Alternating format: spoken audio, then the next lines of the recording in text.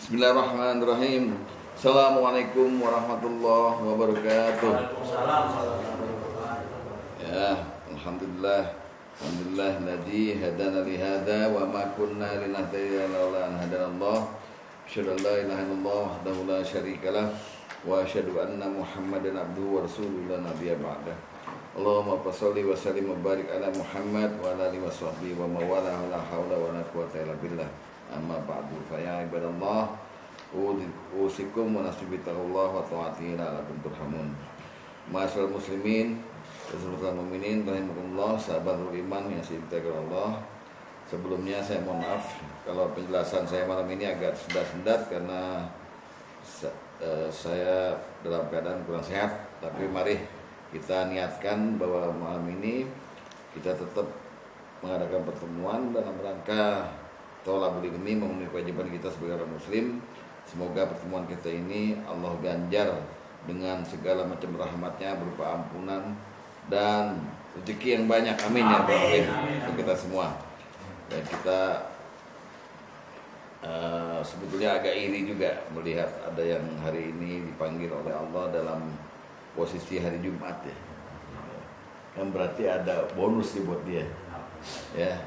Bebas dari azab kubur, ya, pertanyaan kubur sampai hari kiamat.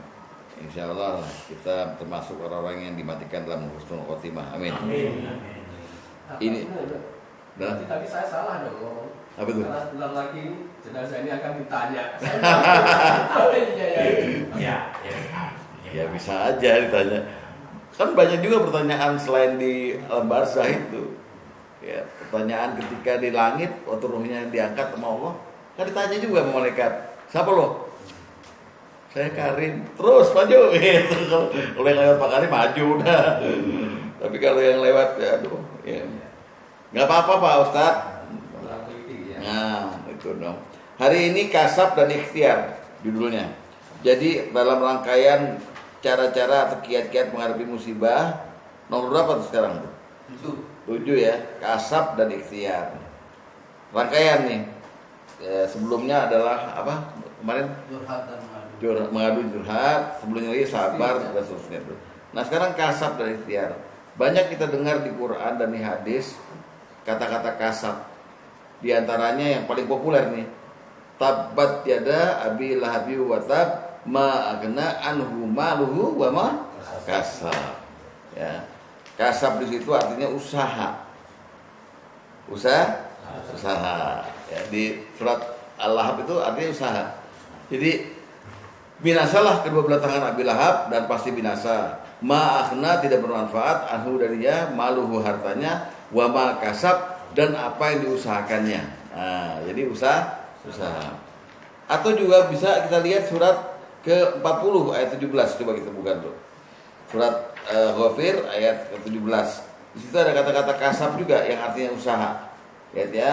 Al-yauma tujza kullu nafsin. Ya, pada hari ini tiap-tiap jiwa diberi balasan bima kasabat, dengan apa yang diusahakannya. La zulma, ya, la zulma al-yauma innallaha sari'ul hisab. Tidak ada yang dizalimi atau dirugikan pada hari ini. Allah Maha cepat hisabnya. Di situ bima kasabat artinya apa, dengan apa yang diusahakannya. Itu makna pertama dari kasab. Jadi kalau kita rangkaikan dengan musibah, menghadapi musibah dengan kasab, setelah sabar, setelah segala macam, ternyata kita disuruh apa? Disuruh usaha. Ya, usaha. Nah, itu dulu. Lalu makna kedua dari kasab adalah berbuat, bergerak, bertindak atau beramal. Berbuat, ya. Jadi kalau ada orang kena musibah, susah, itu dia dituntut oleh agama ini untuk usaha atau untuk bergerak merubah musibahnya itu gitu. Jangan diam aja. Jangan pasrah, ya Allah aku ini muslim, pasrah, nggak boleh. Tapi bergerak. Nah, dengan kasab yang artinya bergerak ini atau berbuat ini, coba kita buka Al-Baqarah 81. Ya. berbuat artinya itu. Bala, bukan demikian. Ya, man kasaba. Nah, ini ada kasab tuh. Man kasaba sayiat. Man kasaba sayiat ya. Man kasaba sayiat. Ya, sayiatan. Barang siapa yang berbuat dosa. Nah, kasabat tadi berbuat. Ya. Wa hatat bihi khati'atuhu, dan dia diliputi dosanya, faulaika ashabun nar, dia penghuni neraka, hum fiha khalidun, mereka kekal di dalamnya. Jadi di situ man kasaba sayiat artinya barang siapa berbuat. Kalau tadi berusaha, ini berbuat. Jadi buat saya antara ini supaya mendekati pemahaman yang sebenarnya ya. Lihat lagi untuk yang berbuat ini. Surat Ar-Rum surat 30 ayat 41. Zaharal fasadu fil barri wal bahri. Telah nampak kerusakan di darat dan di lautan bima kasabat aidin nas, ada kasab di situ. Telah tampak kerusakan di darat dan di lautan dengan perbuatan tangan manusia. Bima kasabat aidin nas. Sampai sini nangkap nggak Pak? Nangkap ya? Kasab artinya usaha atau gerak. Sambung lagi sekarang dengan musibah. Jadi kalau orang udah sabar ngadepin musibah, udah ngadu, udah curhat mengeluh sama Allah, udah berbaik sangka sama Allah segala macam, perlu ada perubahan terhadap musibahnya itu atau solusi. Solusinya namanya kasab, yaitu dia bergerak menuju kepada apa yang mau dia raih, kalau sakit mau sembuh, ya namanya tuh usaha atau berbuat. Nah, usaha atau berbuat ini disuruh, diperintah rupanya, diperintah. Dan ini ayatnya menunjukkan bahwa ini harus, ini nggak boleh diem aja.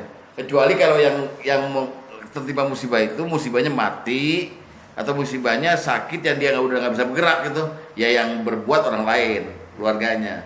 Jadi kalau seseorang masih ada kekuatan bergerak dia.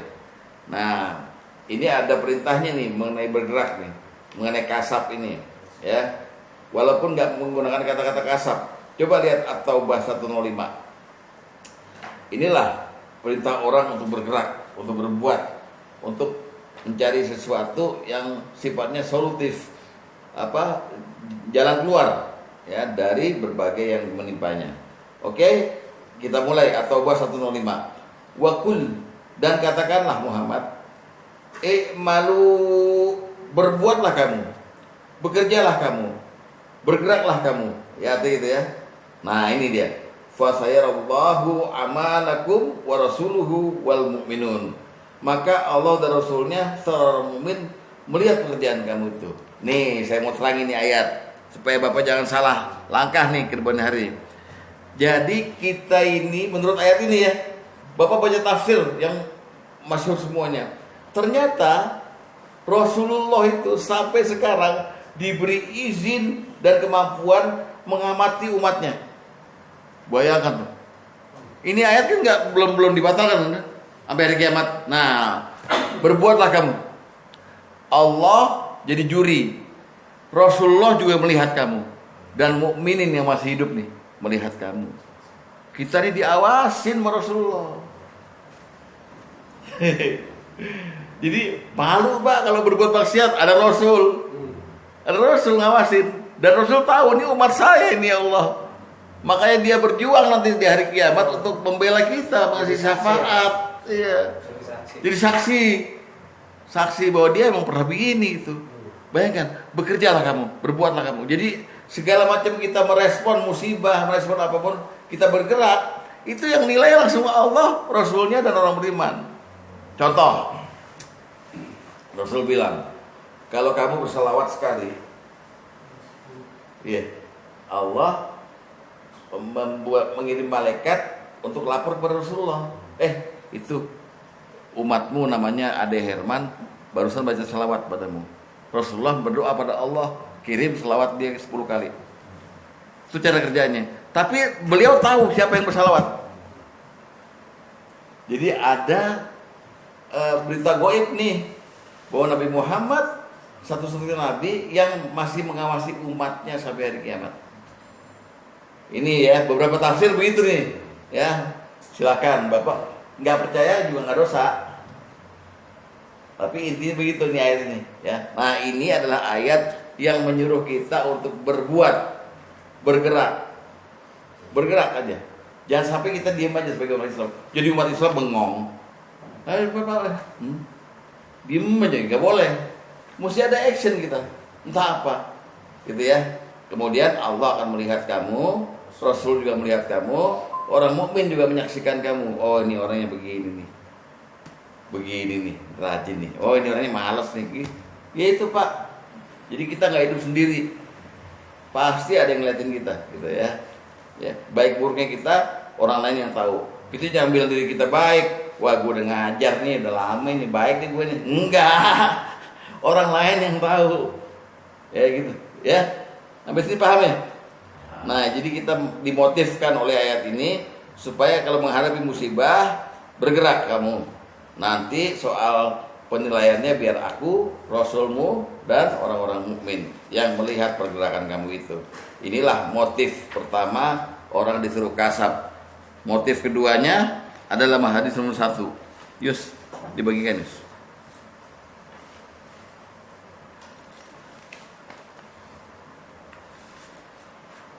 Lihat bagaimana tujuan Allah dan Rasulnya menyuruh kita kasab. Lihat, sangat indah. Lihat hadis nomor 1 ya. Dari Abu Abdurrahman Sulami, dari Ali radhiyallahu anhu, dia berkata, Rasulullah SAW bersabda, ya, ma min nafsin, ya, manfusatin illa qad sabaqalaha minallahi saqaun au sa'adah. Tidaklah ada jiwa yang hidup terkecuali telah ditetapkan Allah bahwa dia akan sengsara atau bahagia. Jadi udah ditetapkan nih Pak Riko Jumat lagi apes, Pak ini bahagia, udah dari dulu, ya kan? Lalu sahabat tanya nih, seorang laki-laki berdiri bertanya, wahai Rasulullah, kalau gitu untuk apa kita berbuat? Beliau bersabda, berbuatlah. Dengan berbuat, semuanya akan dimudahkan menuju apa yang telah ditetapkan Allah padanya. Inilah motivator ulung nih, yang namanya Nabi Muhammad, yang menyuruh kita jangan cuma menyandarkan diri pada takdir. Oh saya nanti nggak bahagia. Oh, enggak, perlu kita berbuat, perlu berbuat, ya kan? Itu ini anjuran kasab dari Quran yang tadi, dan ini yang dari hadis. Berbuatlah, ya. Terus lalu ada lagi satu lagi. Berbuatnya itu tetap mesti dalam koridor syariat agama. Jangan sampai kita berbuat ya disuruh bergerak ya udah terus seenaknya aja itu. Nah, itu membatasinya dengan hadis nomor 7. Ini mesti dihafalkan nih. Jadi nanti saya minta waktu sedikit, saya kasih waktu untuk menghafal ini ya. Ikmalid dunyaka ka'annaka ta'isu abada wa'mal akhirataka ka'annaka tamutu goda. Yang artinya, berbuatlah untuk duniamu seakan-akan kau akan hidup selamanya, dan berbuatlah untuk akhiratmu seakan-akan kau akan mati besok. Ini motivasi yang sangat baik. Jadi kalau kita pengen berbuat untuk dunia, ya tinggi, kita pengen jadi orang kaya segala macamnya, ya lo mesti berbuat seakan-akan memang lo dikasih hidup selamanya. Tapi kalau untuk akhirat, mau ngeraih surga, Anda beribadah berbuat untuk akhirat itu seolah-olah Anda mati besok. Coba gayanya Pak Sugeng gimana? Kalau Bapak tahu besok mau mati, khusyuk nggak sholatnya? Khusyuk. Nah, bikin seperti itu. Perbuatan kita jadi Islami. Yang dunia kita tetap tekun, rajin, karena kita punya tujuan yang mantep, seolah-olah kita hidup terus. Tapi yang untuk akhirat, besok gue mati nih, jadi tahajudnya kenceng, amalnya bagus gitu loh. Ya, itu motif kasab. Ya. Juga untuk musibah ini. Gue udah umur 58, biasanya Nabi aja 63, ya bentar lagi nih. Udah, nggak usah berobat, nggak gitu. Berobat tetap karena gue anggap umur gue panjang. sampai 80, sampai 90. Nah gitu, ya. Tapi udah punya duit, mau naik haji, masih umur 40, tar dulu dah. Jangan gitu. Anggap besok udah mau mati.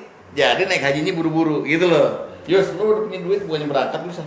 Lu dari bekam. Berapa duit tuh honor lu? Ya. Oke, paham ya, Pak?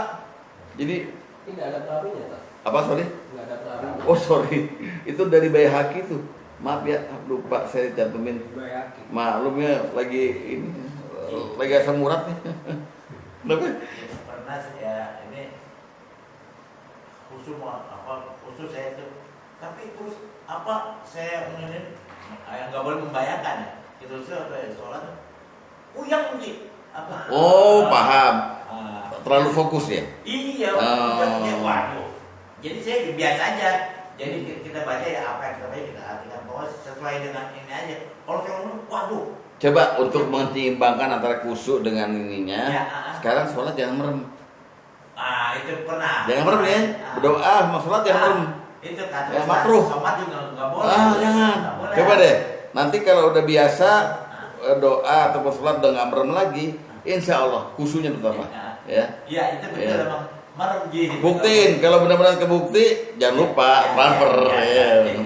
Honornya. Ini mahal nih ilmu. Tapi kalau ada yang mengatakan kusuk dengan malam saya kusuk gitu. Karena Rasulullah tuh dalam semua ajaran sholat itu nggak pernah. Iya memang. Ya. Oke, ini motif ikmanid dunia ka'anna kata isu abadan wa mal akhirat ka'anna tamutu godan. Berbuatlah kamu untuk duniamu seolah kamu akan hidup selamanya, dan berbuatlah untuk akhiratmu seolah kamu akan mati besok. Karena katamu tuh godan, mati besok, benar-benar gitu. Nah, ini sejalan dengan ayat Quran. Wa batagi fima ataqallahu darul akhirah wa la tansa nasibaka minad dunya. Al-Qasas. Jadi carilah dengan apa yang Allah berikan padamu dari dunia ini, hartamu ini, carilah kampung akhirat. Tapi lagi nyari kampung akhirat, jangan lupa kamu hidup di dunia, mesti makan, mesti kawin, mesti punya rumah, mesti bayar SPP anak segala macam. Jangan lupa. Jadi usahanya seimbang, usaha dunia jalan, usaha akhirat juga jalan, pergerakan dunia dan akhirat. Gitu, ya. Iya, istri saya balik lagi ya. Ya kita hidupnya punya cowok, misalnya ya bola lah gitu kan, bola. Ya harus hidupnya harus seimbang dong. Lu bola, kita harus seimbang hiburan namanya. Iya deh. Tahu seimbang tau kagak. Saya bilang begini, lu bukan menunggu nonton bola, tapi bahagia bener suaminya bisa bener gitu. Ya, itu maknanya kasab, artinya berbuat dan berusaha. Penting. Sekarang makna ikhtiar. Biasanya ikhtiar disebut dengan usaha kan? Namanya juga ikhtiar gitu kan? Namanya usaha. Keliru. Ikhtiar asal katanya khiyar. Artinya memilih. Memilih. Lain kan? Lain dong. Seringnya kita kalau lihat kalau bapak ke rumah sakit atau ke terapi itu ya, dia tanya nih, stroke-nya berapa lama? Udah 3 tahun. Rajin dia kemari ya. Namanya juga ikhtiar. Maksud dia namanya juga usaha. Padahal salah. Ikhtiar artinya memilih. Tapi kenapa dia disebut usaha oleh orang-orang banyak? Karena dalam kasab selalu ada ikhtiar. Ikhtiar dalam kasab itu ditaruh di awal, di tengah, dan di belakang. Ikhtiarnya. Bapak nggak sadar kan? Misalnya gini, saya sakit. Saya bisa berikhtiar untuk tidak hadir ngajar. Tapi saya akhirnya hadir. Berarti saya udah melakukan ikhtiar sebelum kasab, memilih untuk cuekin penyakit saya datang kemari. Itu namanya ikhtiar. Emang mirip-mirip usaha kan akhirnya. Saya bergerak itu kan akhirnya orang bilang, oh dia udah ikhtiar. Udah berusaha padahal udah memilih aslinya. Paham? Makanya menghadapi musibah namanya kasab dan ikhtiar. Kita udah kena musibah, lalu mau cari solusi, maka kita solusinya udah ngebayang nih, merem nih. Oh, ke dokter atau ke sinse kemana? Nah, waktu kita ngebayangin gitu, kita udah berikhtiar mulai. Baru bergerak kan? Sampai sono dikasih obat nih. Lalu kita sampai rumah kita bilang istri kita, "Aku nggak mau minum obat begini." Kita ikhtiar. Memilih untuk minum atau tidak minum. Ini paham nggak di sini? Ya. Makanya kita gabung kasab dan ikhtiar, karena itu semuanya nempel terus sepanjang hidup. Bapak bisa memilih parah apa enggak. Ada orang datang ke rumah kita, bisa kita usir, bisa enggak, ya enggak? Ada orang ketawa sama kita, bisa kita tampol, bisa kita salaman, terserah kita, itu namanya ikhtiar. Tapi itu ikhtiar itu juga perlu pergerakan. Makanya ikhtiar nempel sama kasab nempel sama ikhtiar. Paham nggak? Jangan-jangan nggak paham lagi. Ini Ustadz ngomongnya belibet-libet itu, bolak-balik. Tapi itulah hidup. Musibah kalau kita nggak punya kasab sama ikhtiar, mati aja. Iya dong. Nggak bisa dipisah, no. Satu rangkaian. Dan bahkan namanya kasab itu dimulai dengan ikhtiar pasti. Saya gerak, saya nggak mau gini terus. Nah itu namanya milih untuk tidak malas, milih untuk bergerak. Coba dalam minggu ini kira-kira bakal ini semua kita ngaku nggak? Kalau kita juga udah ikhtiar sama kasab kan? Iya, untuk ya ini tahu masalah kita masing-masing kan? Udah bergerak, udah memilih kan? Iya kan? Udah. Saya mau ke masjid aja milih. Nah iya. Mau ke Arkom mau ke Anas ini. Kalau itu milih rute, itu milih rute tujuan. Gitu loh. Jadi ikhtiar tuh dia itu memilih, artinya memilih itu. Nah, itulah maknanya begitu, sehingga ada ayat yang populer mengenai ikhtiar ini. Walaupun gak ada kata-kata ikhtiarnya, tapi ini sebetulnya dorongan bagi kita untuk memilih. Lihat, innallaha la yughayyiru ma biqaumin hatta yughayyiru ma bi anfusihim. Sungguh Allah tidak akan merubah suatu kaum sampai kaum itu merubah nasibnya sendiri.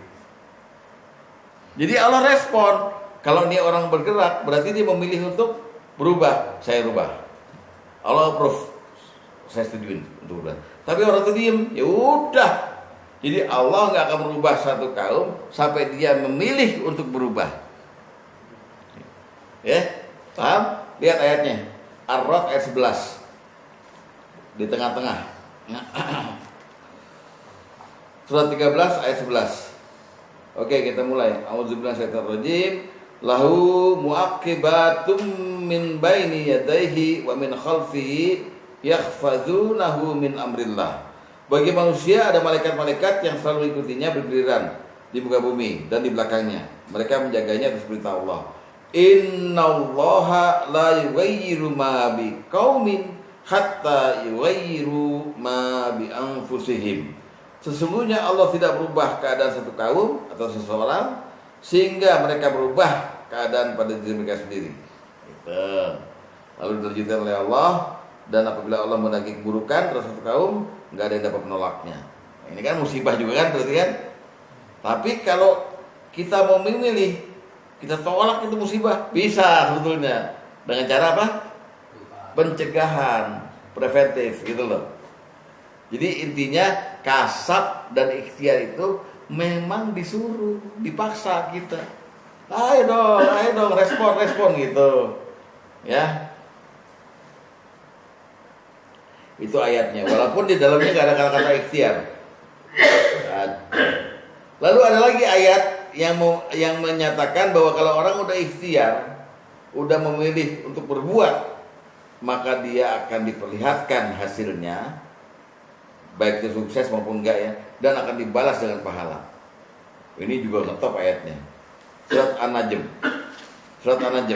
Surat 53. Surat 53 dari mulai 39, 40, 41, 42.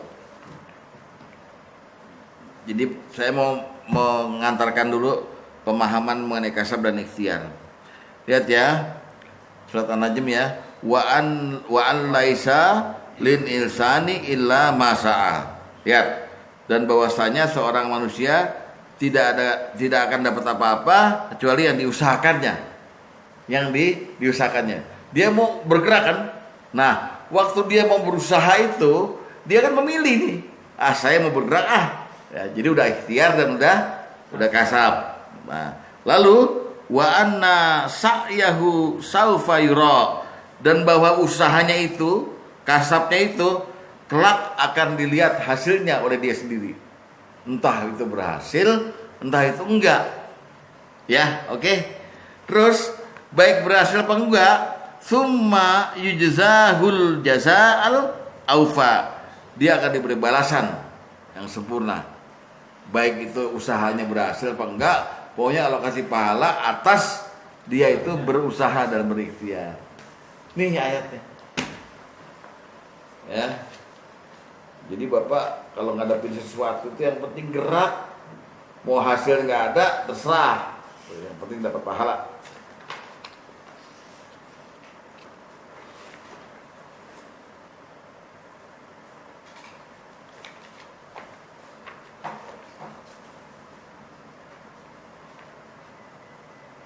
Nah, sebentar lagi saya akan memperlihatkan ada empat surat yang memperlihatkan contoh-contoh ayat yang merangsang kita untuk ikhtiar. Ya. Supaya jelas nih bahwa ikhtiar itu artinya memilih, ya. Artinya memilih. Contoh pertama. Bapak pernah dengar enggak Al-Kahfi ayat 29? Al-haqqu wa qulil haqqu mir rabbikum. Katakanlah kebenaran datang dari Tuhanmu. Terus faman syaa'a falyu'min wa man syaa'a falyakfur. Ini ayat ikhtiar, Pak. Kebenaran dari Tuhanmu, siapa yang mau beriman, berimanlah. Siapa yang mau kafir, silakan dia kafir. Jadi Allah benar-benar memberikan kita hak khiyar, hak memilih mau iman atau mau kafir. Tuh, pertama tuh. Jadi ternyata ikhtiar itu emang di dalam hidup kita secara konsekuen selalu lewat. Tiap hari kita dihadapkan pada pilihan, mau bener, mau enggak, mau jujur, mau bohong, segala macamnya. Atau lihat lagi surat 74 surat apa Pak Ustaz? Al-Muzammil ya? Iya. Al-Mudassir. Mudassir ya? Ya, oke. Al-Mudassir ayat 35, ayat 36, ayat 37. Coba saya pengen tahu setelah Bapak baca ayat ini, di mana dia hak pilihnya? Innaha la ihdal kubar ya. Sungguhnya sakor itu, neraka sakor itu adalah salah satu bencana yang amat besar. Naziral lil bashar, ancaman bagi manusia. Liman syaa minkum an yataqaddama aw yata'akhkhar, yaitu bagi siapa di antaramu yang berkehendak maju atau mundur. Coba di mana hak khiyarnya?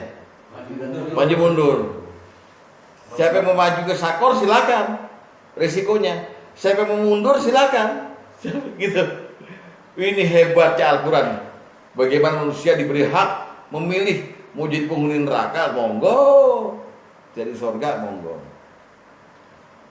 Yang surga lihat. Surat As-Sajdah. Surat 32.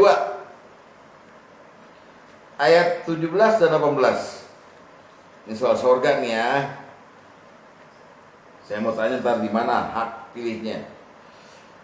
Fala ta'lamu nafsum ma ukhfiya lahum min qurrati ayunin jazaa'an bima kanu ya'malun.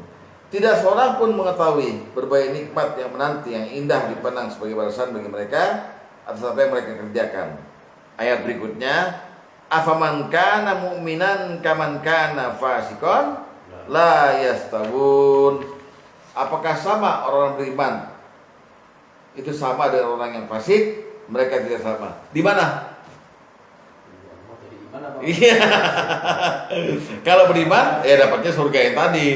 Kalau fasik nggak dapat apa-apa, dapatnya neraka. Gitu loh, ya. Saya rasa paham Bapak ya mengenai hak khiar nih. Ya, gampang kok, menyerapnya gampang. Ya. Nah, bab terakhir di malam ini kita sekarang praktek mengenai kasab dan ikhtiar dalam menghadapi musibah. Nah, prakteknya gimana? Karena musibah itu terlalu banyak, saya ambil prakteknya malam ini terhadap musibah sakit ya. Yang sakit itu ya, yang gampangan, yang saya alamin, Bapak banyak ngalamin juga ya, kalau sakit. Nah, ini ada prakteknya mengenai kasab dan ikhtiarnya, baik bagi yang tertimpa sakit sendiri maupun yang nggak tertimpa sakit, entah keluarganya, entah lingkungannya gitu. Semua masing-masing dituntut untuk kasab dan ikhtiar menghadapi musibah sakit itu. Ya, sekarang kita lihat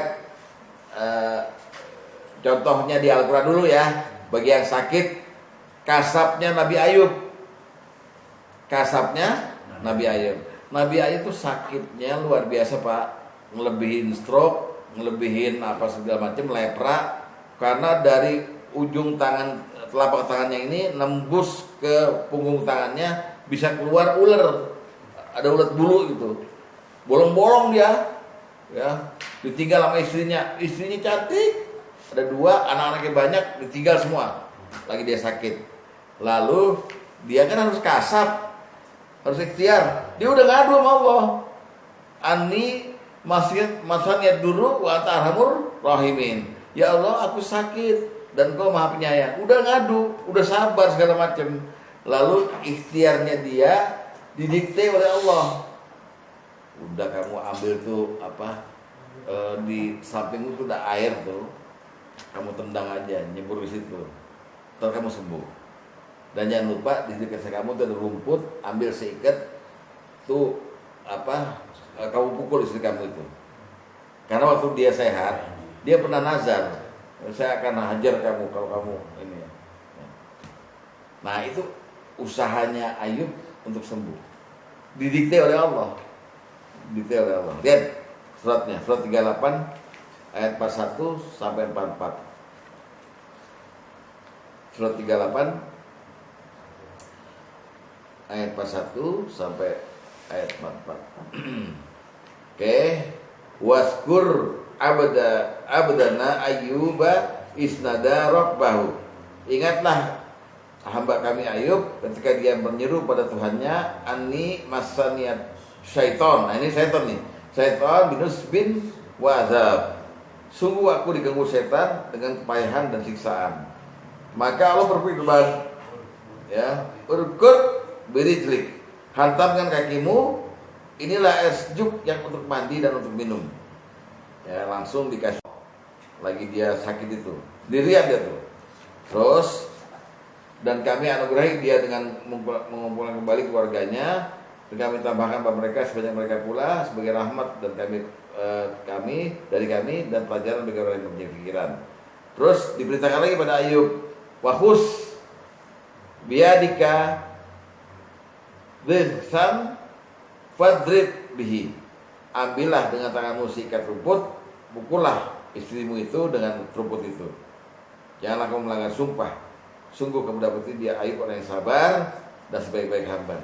Jadi untuk seorang nabi aja perlu Allah dikte cara-cara sembuh. Oke? Paham ya? Apalagi kita mesti bergerak. Walaupun kita nggak wajib berhasil. Hasil hak Allah. Kita nggak, nanti kalau yang nggak berhasil baru kita terangin mengenai tawakal gitu loh. Ya, oke ya. Itu tadi mengenai Ayub. Sekarang kita mulai kasus berobat bagi yang sakit pada umumnya. Pada umumnya orang Islam kalau sakit kena musibah, untuk dia mulai ikhtiar dan kasab, dia mesti punya keyakinan dulu seperti keyakinannya Nabi Ibrahim. Nabi Ibrahim pernah berkeyakinan mantap, faiza marid itu bahwa yasfin. Kalau aku sakit, Allah lah yang menyembuhkan. Itu dulu. Jangan sampai ini nggak dibawa nih. Kalau ini nggak dibawa ke dokter, ke tabib, kemana-mana, akhirnya yang kita puji bukan Allah waktu kita sembuh, tapi tabib nih sinse gila nih, anjing gila, pakai anjing lagi. Nih sinse anjir gila, mantep nih obatnya. Gara-gara nggak bawa keyakinan tadi, ya. Jadi hafalkan wa iza maritu fahuwa yasfin. Itu ada di surat apa? Surat 26 ayat 80. Bukan lo. 26 80. Asyura. Ayat 80. Itulah doa Nabi Ibrahim, keyakinan Nabi Ibrahim, wa iza maritu fahuwa yasfin. Dan apabila aku sakit, dia yang menyembuhkan aku. Ini dulu. Nah, ini adalah ikhtiar pertama kita waktu mau berangkat berobat nih. Ya, wa iza maritu fahuwa yasfin. Coba nanti kalau ngaji ini masih ada waktu, kita hafalkan yang kedua ini ya. Yang tadi hadis pertama, yang kedua ayat ini. Oke. Lalu keyakinan kedua sebagai ikhtiar dan sebagai kasab. Keyakinan kedua, yakini setiap penyakit pasti ada obatnya. Kan medis bilang apa coba? Ada sakit yang gak ada obatnya, kayak HIV, liver, gak ada obatnya. Bohong itu, belum nemuin dia. Aslinya Rasulullah bilang setiap penyakit pasti ada obatnya. Hadis nomor 11. Ada yang baik juga sih. Hadis nomor 11, lihat lo. Hadis nomor 11, buka.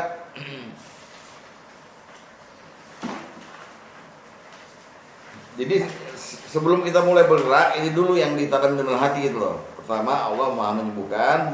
Dua, apa kata Rasulullah? Ma anzalallahu da'an illa anzalalahu shifaan. Allah tidak akan menurunkan penyakit melainkan menurunkan obatnya juga. Ini janji loh, ya. Jadi ma anzalallahu da'an illa anzalallahu shifaan. Allah tidak akan menurunkan penyakit melainkan menurunkan obatnya juga. Satu itu. Nah, itu keyakinan kedua ya. Keyakinan ketiga, jika cocok obat sama penyakitnya pasti sembuh. Pasti sembuh. Jadi kalau ketemu terus cocok, yang dimaksud obat nih bukan cuma obat yang kita minum tuh Pak. Ya terapi, ya orang yang nyembuhinnya, dokternya gitu. Kalau pas cocok sama kita, sembuh. Ini belum cocok juga Mas. Udah ke berapa kita? 60 lebih ya? Sabar. Ya, sabar. Ikhtiar. Tembak juga ustadznya. Lihat hadis nomor 2. Hadis nomor 2 lihat. Dari Jabir dari Rasulullah SAW, beliau bersabda, setiap penyakit pasti ada obatnya. Likulli da'in dawa. Setiap penyakit pasti ada obatnya. Nah, faiza usiba dawa'u da'i baro'a biiznillahi azza wa jalla. Apabila ditemukan obat yang tepat untuk satu penyakit, maka sembuhlah penyakit itu dengan izin Allah azza wa jalla. Doain Pak, saya sembuh, amin. Amin. Supaya nggak disingkat lagi maksudnya. Itu ya. Jadi ini mulai nih. Kita disuguhin, dicekokin keyakinan pertama, wa iza maritu fahuwa yasfin. Kalau aku sakit, Allah yang menyembuhkanku. Kedua, setiap penyakit, kalau Allah menurunkan penyakit dan menurunkan obatnya juga. Yang ketiga, kalau obatnya sama penyakitnya cocok, pasti sembuh dengan izin Allah. Udah, mantap di situ, baru kita berobat. Nah, berobat ini hukumnya apa? Berobat ini hukumnya wajib. Ntar ada yang bilang, Ustaz saya nggak punya duit untuk berobat. Nah, salah lu. Baru ada bini. Gitu. Jadi pokoknya hukumnya wajib. Karena kenapa wajib? Karena berobat diperintah. Berobatlah kamu, gitu, ya. Lihat hadis nomor 9.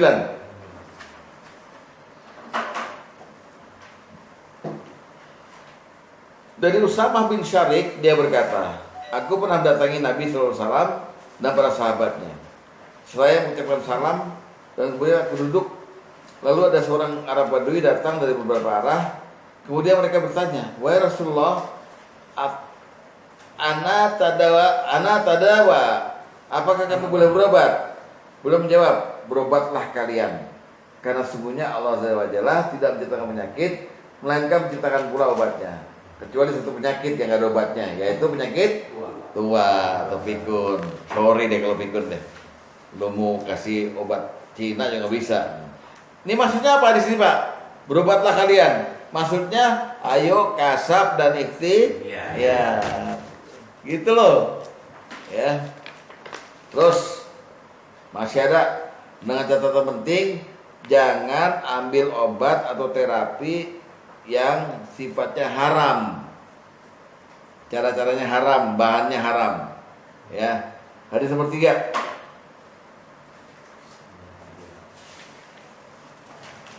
Hadis nomor 3.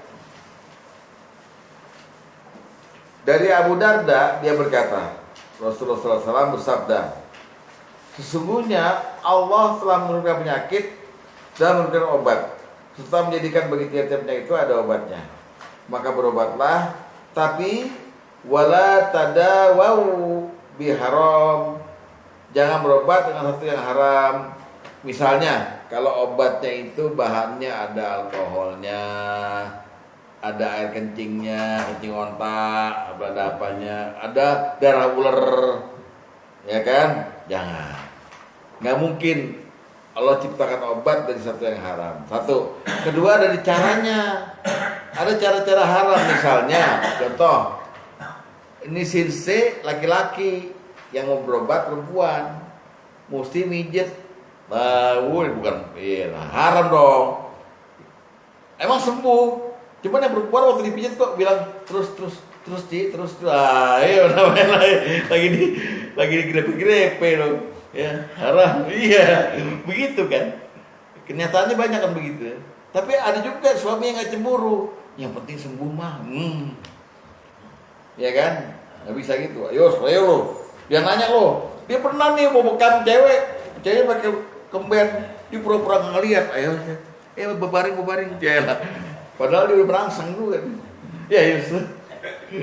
Jadi hati-hati, berobat jangan dengan yang haram, baik cara maupun bahannya. Mesti bener, gitu ya. Terakhir, kasab dari ikhtiarnya, bersabar selama proses pengobatan. Belum tentu pada waktu itu juga langsung sembuh, ya nggak, Yus? Terapi kan berkali-kali, obat juga kan ini untuk 5 hari, baru sehari minum lang. Mana dok buktinya, mana dok? Ya, dokternya dicekek sama dia. Wah, gue cekek loh. Jangan gitu. Bersabar selama. Nah, hadisnya begini nih. Hadis nomor 13. Walaupun nggak sama kasusnya ya, tapi intinya ini sabar nih. Hadis nomor 13.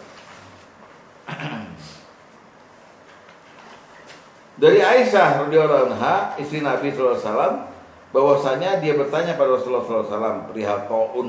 Taun itu wabah penyakit. Lalu Nabi sallallahu alaihi wasallam bersabda, zaman dulu taun adalah siksa yang dikirimkan oleh Allah pada siapa saja yang dikehendakinya. Namun Allah menjadikan taun itu sebagai rahmat bagi orang beriman. Apabila seorang hamba yang beriman ya sedang tertimpa wabah penyakit, kemudian menahan diri di negerinya dengan bersabar, setelah yang menyadari bahwa taun tidak akan mengenainya selain karena telah menjadi ketentuan Allah, maksudnya dia udah terima takdir gitu loh ya, niscaya dia akan memperoleh ganjaran seperti para orang yang mati syahid. Jadi perlu sabar. Ada orang udah sabar nih, kita nih sebagai ustadz ya. Ada orang yang bilang gini, itu ustadz kok kena stroke ya? Sempet digituin. Jadi gue nggak sabarnya bukan karena berobatnya, karena congornya dia ngomong. Itu ustaz loh, padahal jangan-jangan dia berzina. Ya, itu ada yang ngomong gitu, ada. Gila, sabar. Jadi gak sabarnya gara-gara omongan dia, bukan gara-gara berobatnya itu. Gitu. Ya, oke. Bapak dari tadi nangkep nggak yang dimaksud dengan kasab dan ikhtiar? Udah saya beberin dengan contoh, udah kan? Jadi gampang mencernanya bahwa kita menghadapi musibah itu selain dengan yang di atasnya juga dengan kasab dan ikhtiar. Terakhir, kasab dan ikhtiar bagi yang tidak tertimpa musibah. Jadi kalau tadi kan bagi yang sakit langsung.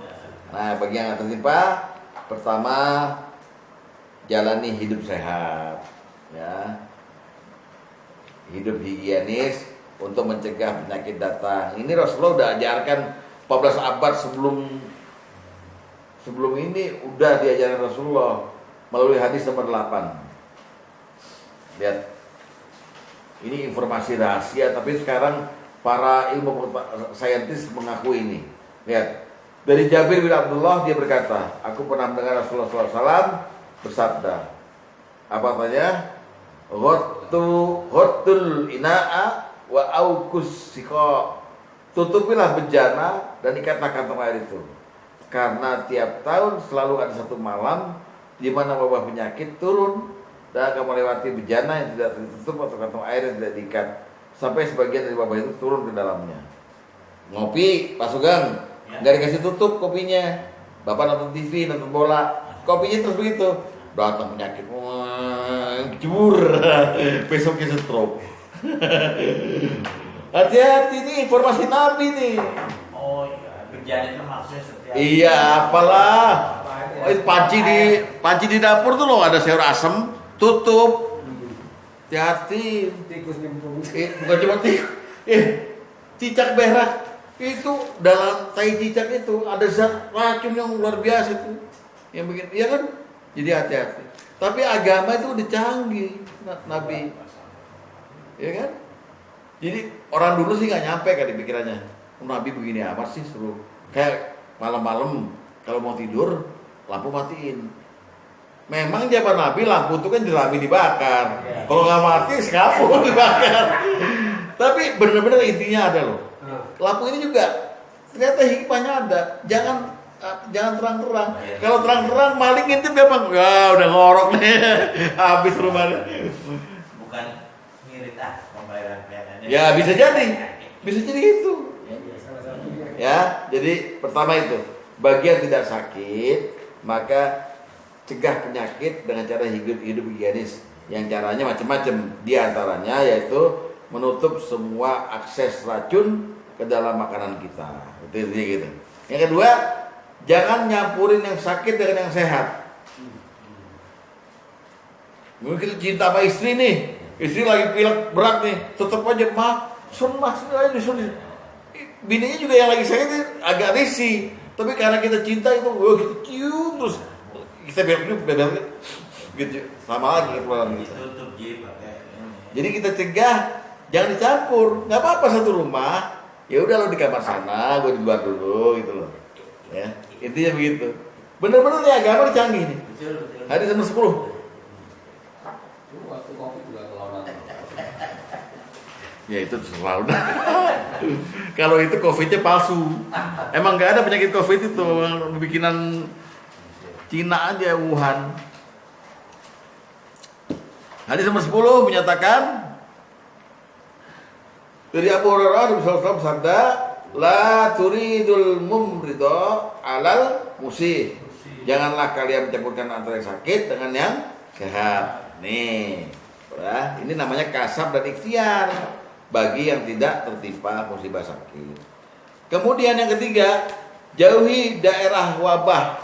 Jadi ada di satu kampung yang terkenal lagi mengalami wabah penyakit ini gitu. Jauhin, jangan masuk, jangan belagu nih. Mantap, gua mah sehat. Wah, masya Allah. Masih jangan masuk. Hadis nomor 5.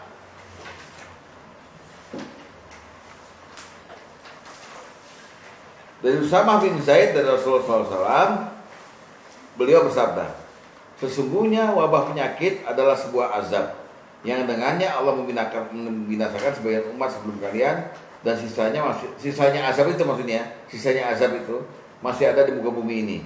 Nah, jadi wabah sekarang lagi menggantung di antara langit bumi. Terkadang datang dan terkadang pergi.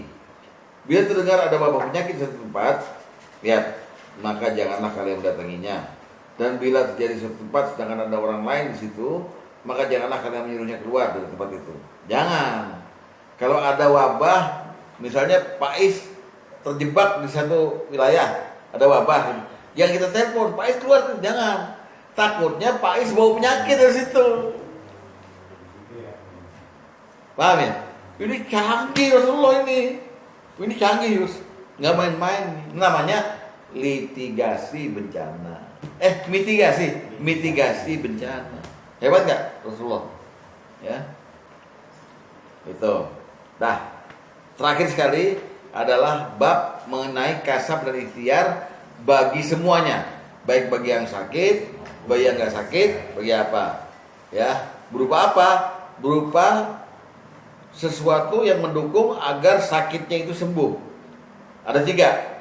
1 sedekah, 2 zikir haulaqah, 3 istighfar. Masing-masing pihak boleh melakukan ini untuk mendukung agar penyakit yang ada dalam diri seseorang bisa sembuh. 1 apa? Sedekah, 2 zikir haulaqah. Haulaqah itu la haula wala quwata illa billah itu loh. Dan yang ketiga adalah istighfar. Nah, ini kasab dan ikhtiar yang sama-sama bisa dilakukan baik oleh orang yang tertimpa sakit maupun yang tidak tertimpa sakit. Bisa mendukung. Ya. Ayo lihat dulu yang sedekah. Hadis nomor 12. Main cepat kita ya. Hassinu amwalakum biz zakat. Wadabu mardakum bis sadaqah. Wa'iddu lil bala'id doa. Bentengilah harta kalian dengan zakat, kata Rasulullah. Obatilah orang yang sakit di antara kalian dengan sedekah. Dan tolonglah bala dengan doa. Itu maksudnya. Bisa saja yang sakit maupun yang nggak sakit, keluarganya ke temannya. Sedekah. Ya Allah, sedekah ini hamba berikan. Kami mohon kesembuhan untuk si X gitu. Bisa gitu. Boro-boro ustadznya digituin. Ya Allah, nih ustadz saya sembuh, saya sedekah boro-boro. Oke, pertama itu. Yang kedua, zikir halaqah. Hadis nomor 4. Hadis nomor 4. Apa kata Rasulullah? Sesungguhnya sedekah yang dilakukan secara diam-diam memadamkan murka Allah. Dan amal-amal kebajikan nomor 2, dan amal-amal kebajikan melindungi pelakunya dari dorongan berbuat buruk. 3, silaturahim dapat menambah usia dan menjauhkan kemiskinan. Karena itu hendaklah engkau banyak-banyak mengucapkan la haula wala quwata illa billah, karena kalimat itu juga merupakan satu simpanan surga yang juga mengandung obat yang bermanfaat. Ya, bermanfaat menyembuhkan semua penyakit. Bahkan penyakit yang paling ringan sekalipun, yaitu penyakit sedih. Nah, ini ada tuntunannya. Bapak baca itu dengan 100 kali la haula wala quwata illa billah. Ya. Kalau yang pakai azim, la haula wala quwata illa billahil aliyil azim, diawali dengan bismillahi tawakkaltu 'ala Allah. La haula wala quwata illa billahil aliyil azim. Kalau cuma enggak pakai azim, cukup itu aja, la haula wala quwata illa billah 100 kali tiap hari. Insya Allah nggak sedih lagi, cengar-cengir gini, nggak sedih lagi soalnya. Ya, itu haulaqah. Jadi ini manfaatnya apa untuk yang tadi, untuk musibah sakit, ya, sedekah dan haulaqah. Terakhir istighfar. Menurut Ibnu Taimiyah dalam kitab Majmu' Fatwa di dalil nomor 14, lihat. Itu adalah qaulnya Ibnu Taimiyah dalam kitab Majmu' Fatwa. Apa kata beliau? La yu'adzibu mustaghfira. Allah tidak akan menyiksa orang yang beristighfar. Karena istighfar itu menghapus dosa. Menghapus dosa-dosa yang menyebabkan datangnya azab. Maka istighfar itu adalah penolak azab. Nah, musibah sakit termasuk azab.